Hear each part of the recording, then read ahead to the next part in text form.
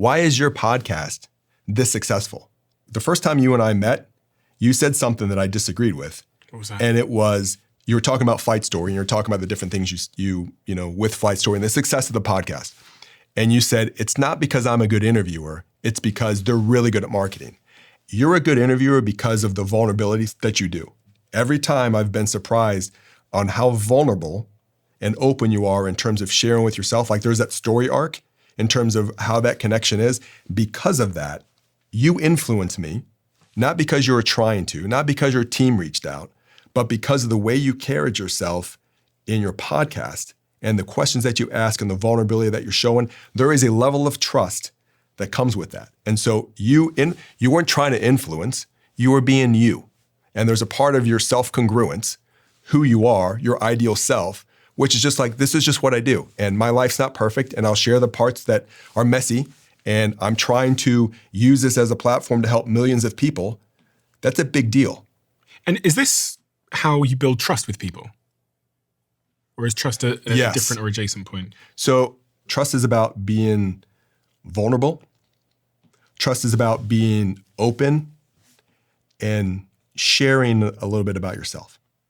So truly, Stephen, the question becomes, is what I've shared with you in good hands? Because if it's not, that's a problem, right? Mm-hmm. Let me ask you a question.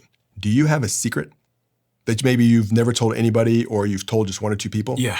You do? You got one in mind? Yeah. What is it? I can't. There's millions of people listening. Okay, but if these millions of people weren't watching, would you tell me? Yeah. Okay. So the reason that you're not telling me or in front of these millions of people is why? Why are you not telling us your secret? Because of consequence. Okay. So, someone's going to clip it. Someone's going to put it on the internet. Someone's going to fuck me up. There's a reason for it, right? There's a reason that you're not trusting in terms of what it was. Maybe you trust me just because of the relationship that we've built to this point, but there's probably other things that you wouldn't trust me with. When you talk about trust, if you look at concentric rings, in terms of the trust around you, the center ring should be self-trust. It should be you. You should be able to trust yourself more than you trust anybody else. If you don't, you probably need to do a little bit of work, right? What does that mean in reality of me trusting myself?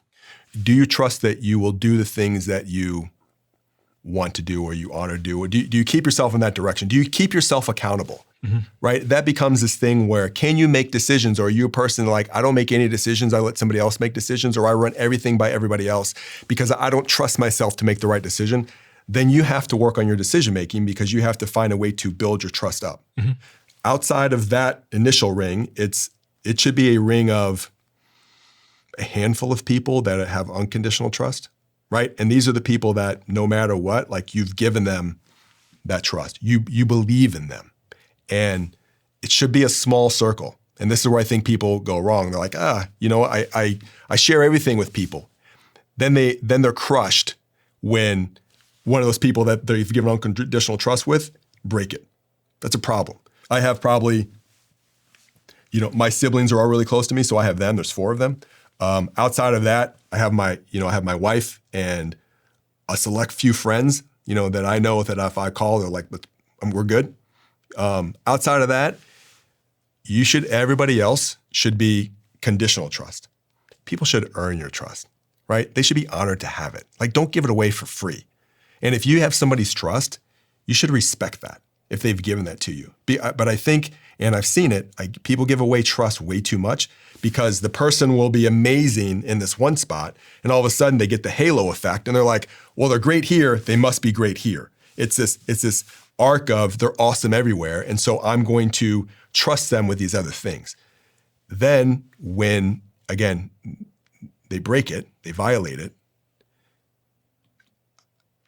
the way you feel is just this violation of, somebody took what you gave them and just destroyed it.